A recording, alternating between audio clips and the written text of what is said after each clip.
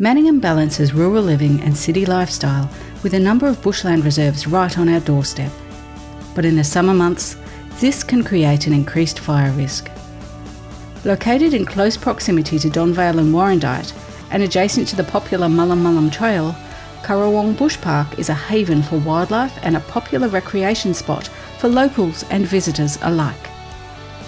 Manningham is working with CFA, FRV and local residents to ensure our parks remain safe and enjoyable for everyone, to manage the risks and to be safer together. We have Tim joining us. He's a local community member. So we're here to discuss what his level of understanding of risk is from a local community perspective. I've been living in Manningham now for almost 12 years, so we moved in not long after the Black Saturday bushfires, to be honest. Yeah, like most people do in these areas, we're quite naive with preparedness and what we needed to do in case of a bushfire. We became part of the local community fire guard, which was run by one of our neighbours. And we had a gentleman from the CFA come down to talk to us and sort of set us straight as to what we'd be facing into living in an area like this. We did street walks to understand which houses were, safer than others, what we could do, clear around the house and those sorts of things.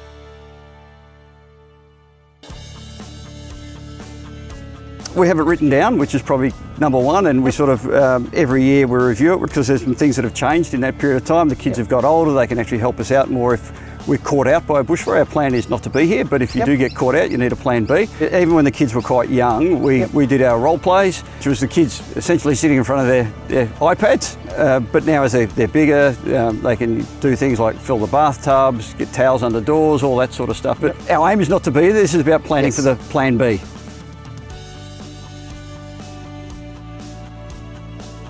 For us, our simple trigger, and I can't implore anyone to do anything but, is have a really well-known simple trigger. If it's a day of total fire ban, we're not here. So we leave before 10 a.m, so we've got a specific time and a specific trigger.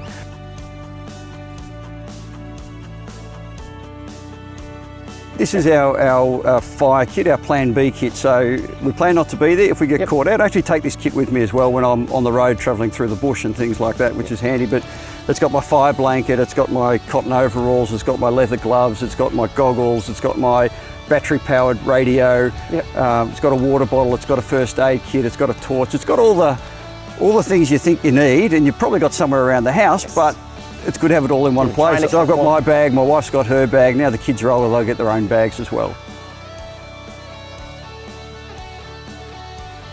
We're really lucky we can go to my wife's parents' house and our dogs are welcome there, which is, I know, sometimes difficult for some people. So to have that in place and really well prepared before the start of the fire season, all our precious items are already at their house, so that's already there. So all our photographs, all our hard drives, all those sort of birth certificates, all that stuff, that's all sitting at another house. That's excellent. And that's the house we go to.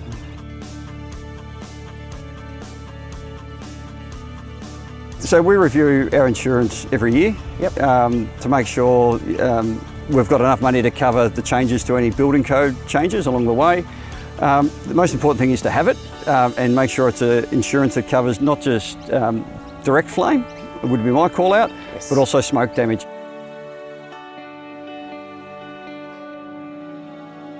We live in these areas because we like these areas. They're beautiful, yes. But you just have to weigh up the risk that comes with that. So cleaning up around the house, cleaning up the yard, making sure the roof's clear, making sure, if it's a day of total fire ban, you clear things off the deck like gas bottles and all that sort of stuff. Don't store paints and things under the house. A lot of simple things, but you've got to remind yourself every year.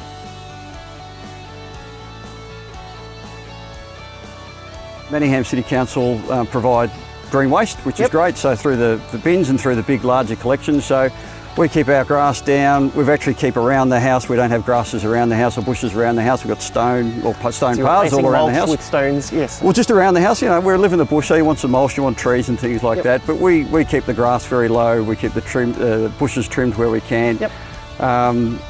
But essentially we try and make sure that we keep it like where we live, which is why we live here, but at the same time keep it as safe as possible. We're not here on a day of total fire ban. We leave by 10 a.m. If it's Christmas Day, if it's Boxing Day, if it's birthdays, that's our plan. Trick for us is don't be here. Black Saturday has proven that you just don't want to be around. For more information on how to prepare your property for bushfire, you can visit the CFA's website at cfa.vic.gov.au, or for home preparedness, visit FRV's website at frv.vic.gov.au. Download the Vic Emergency app or visit emergency.vic.gov.au.